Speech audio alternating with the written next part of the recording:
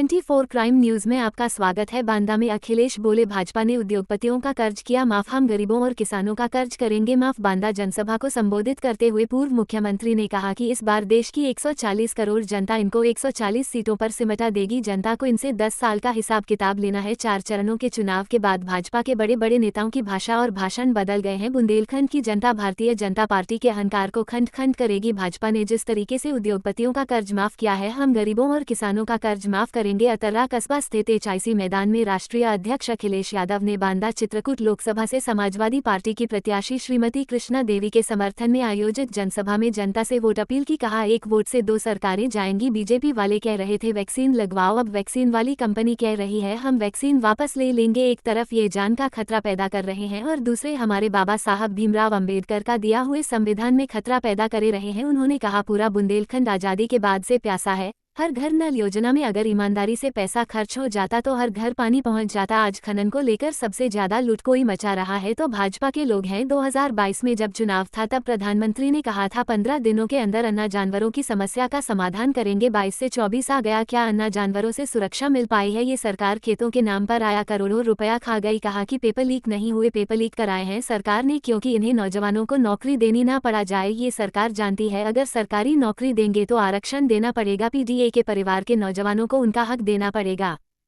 लेकिन हर जगह मीटर लगा करके ये बिजली का बिल वसूलने पड़ रहा है। और ये हमारे मुख्यमंत्री जी जो है लखनऊ वाले, तमंचा और न जाने कौन सी बातें करते हैं, लेकिन आज भी एक भी बिजली का कारखाना नहीं लगाया।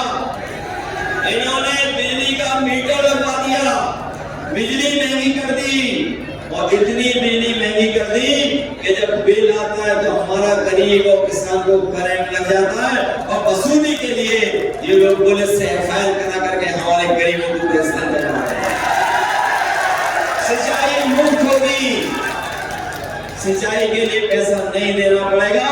और इसके साथ साथ कभी समाजवादियों ने अपनी माताएं बहनें जो गरीब थी उनको समाजवादी पेंशन दिया था। इस बार ये तय किया गया है कि गरीब माताएं बहनों को लखपति बनाने का काम आने वाली सरकार में,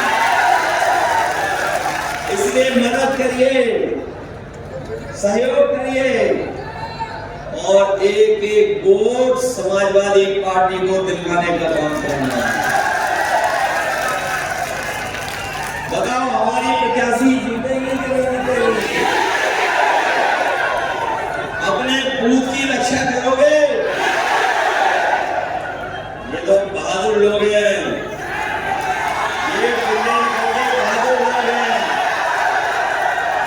अगर ये बीजेपी और पुलिस के लोग आपको रोके तो वोट डालोगे कि नहीं डालोगे? हम जानते हैं कितना ये रास्ता रोकेंगे। हमारा वोट डालने वाला कार्यकर्ता अपने आप रास्ता ढूंढ करके वोट डालेगा। संविधान बचाओगे? और हमने तो देखा है कि इधर बीजेपी और बीएसपी ने अंदर ही अंदर हाथ मिला लिया। बताओ अंदर ही अंदर हाथ मिला लिया कि नहीं मिला लिया? हम अपने बहुजन समाज के लोगों से कहेंगे और प्रार्थना करेंगे कि ये लड़ाई है बाबा साहब भीमराव अंबेडकर जी के संविधान बचाने की। आप अपना वोट खराब मत होने देना। एक एक वोट संविधान बचाने के लिए इंडिया गठबंधन की मदद करने का काम करना है। मदद करोगे आप लोग? जब इतनी तपती हुई गर्मी में आए हो आप लोग, हमें पूरा भरोसा है कि ना केवल आपकी बांदा चित्रकूट लोकसभा बल्कि हमीरपुर महोबा में अजेंद्र राजपूत जी भी लड़ रहे, उनकी भी मदद करना। मदद करोगे? और फिर जब खाली हो जाओ थोड़े बहुत तो जौनपुर में भी समाजवादी पार्टी के प्रत्याशी बाबूपुर पुष्पा पार्टी ने इस बार अपने किया कि नहीं किया?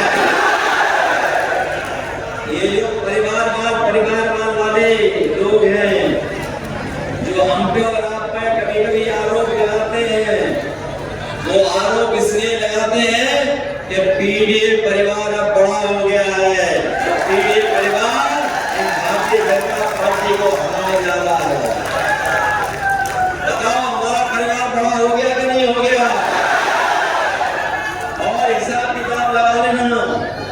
हमारे आदिवासी भाई, पिछड़े भाई, दलित भाई सबसे ज्यादा 10 साल में हक और सम्मान अगर किसी ने छीना है तो भारतीय जनता पार्टी की सरकार ने उनके अधिकार इन्हें सब लोग एक होकर के मदद करना।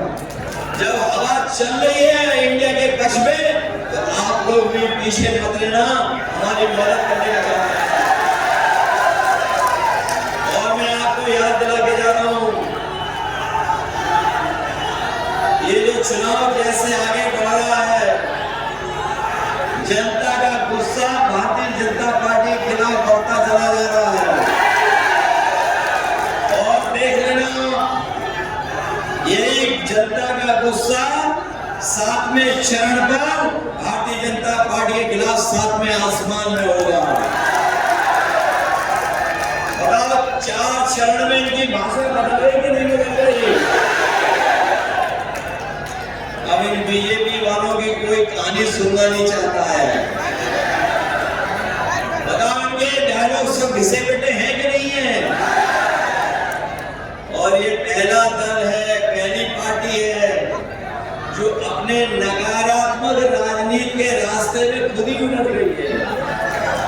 बताओ अपने नकारात्मक राजनीति करते करते उलझ गए कि नहीं उलझ गए?